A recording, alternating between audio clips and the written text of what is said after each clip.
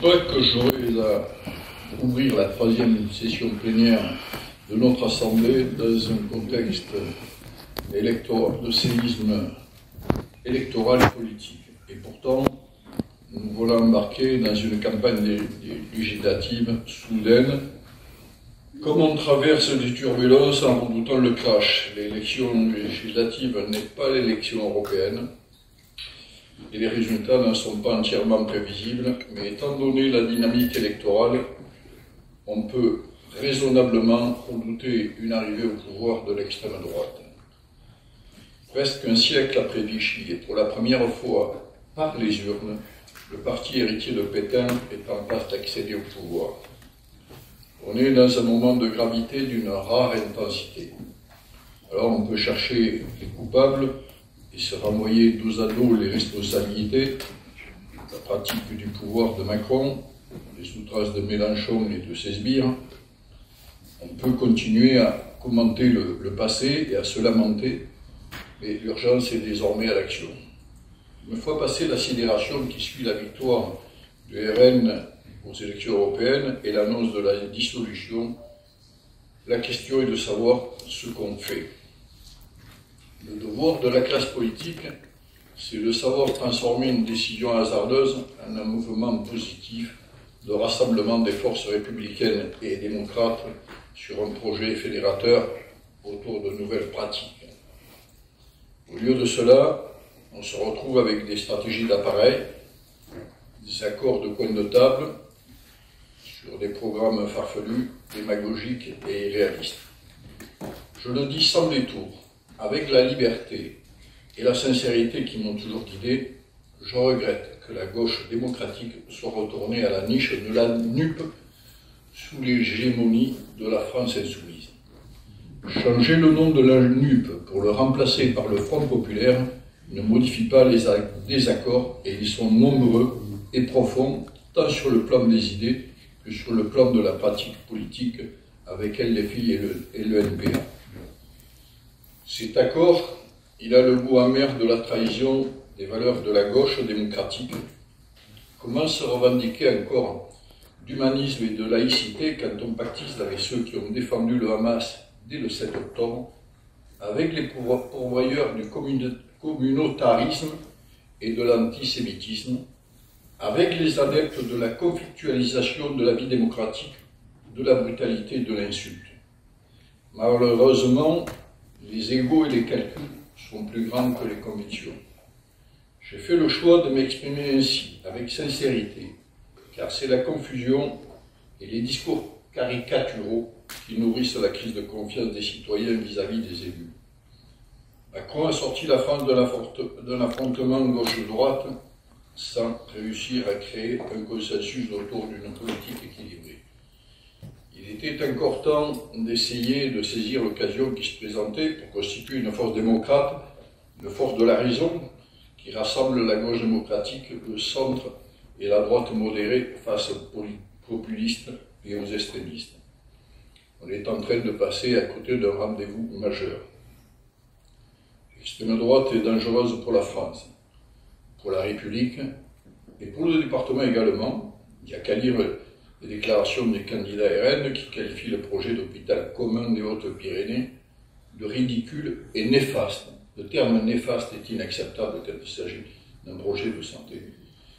Donc, pour s'en convaincre, il suffit de lire ces quelques mots. Ceux qui ont voté RN aux élections européennes par protestation, par détestation, par provocation, doivent en prendre conscience. De son côté, l'alliance avec LFI et le NPA est plus qu'une erreur, c'est une faute. Leur nature est la violence, leurs pratiques sont le conflit, la vindicte, l'opprobre, l'outrance. Je sais que mes propos donneront lieu sans doute à des commentaires, peut-être aussi à des tentatives de récupération.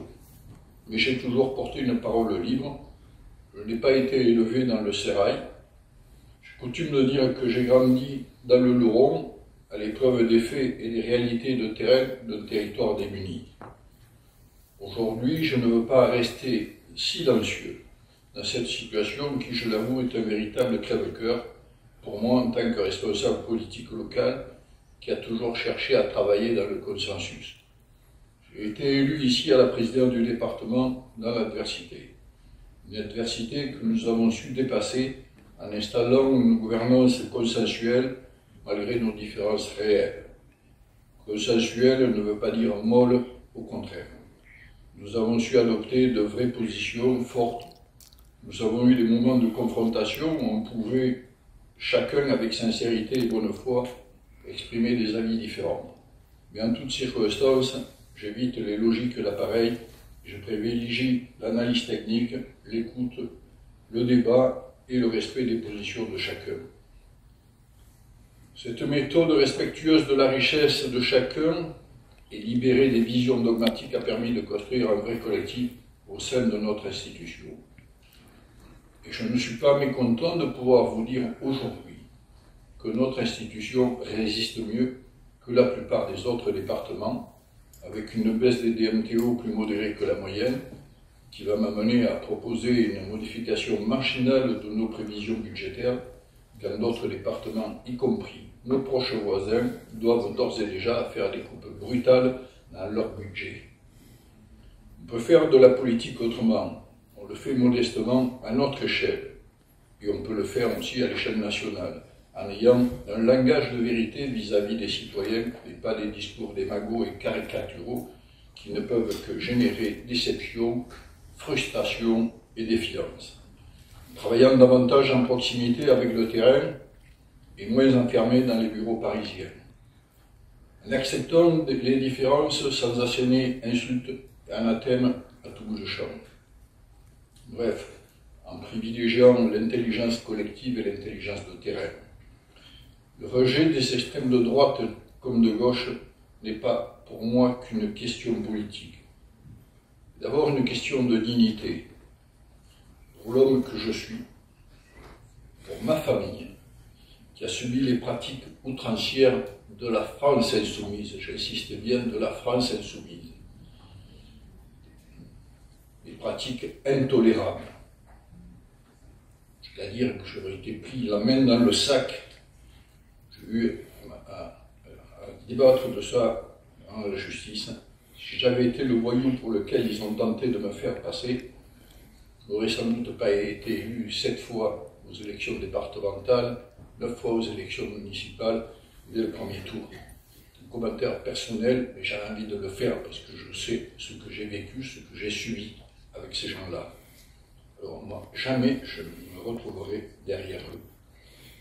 C'est une question de dignité aussi pour la France de Gaulle, qui a su restaurer l'honneur de la République après les heures sombres de son histoire, dans un gouvernement provisoire, d'union nationale qui allait des communistes aux républicains populaires, en passant par les socialistes radicaux et centristes, tous unis pour mettre en œuvre le programme des jours heureux.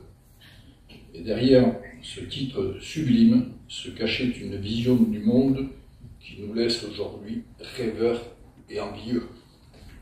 Je vous remercie pour votre attention.